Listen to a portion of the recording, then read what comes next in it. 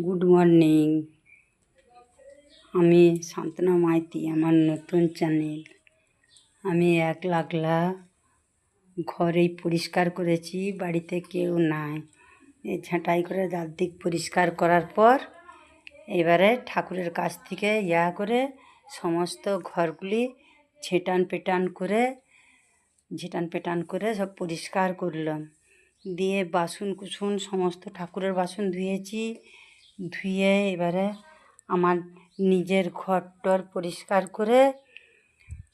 টরিষ্কার করে বাসন কুসন সব ধুয়ে যেইখানে জড়ো করে রেখেছি। এখন থেতান উছান করতে পারিনি, এই যে ঝেঁটাচ্ছি। এবারে লাতা দিয়ে পরিষ্কার করার পর ঝেঁটান পেটান করে পরিষ্কার করছি।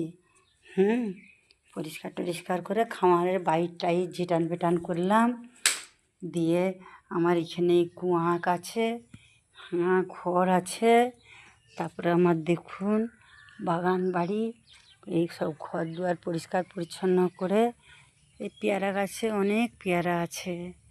এই যে গাছে ফুল আছে পূজা করার জন্যে, যে অপরাজিতা ফুল রয়েছে গাছে ফুটেছে, আনারস গাছ রয়েছে দেখুন আপনারা।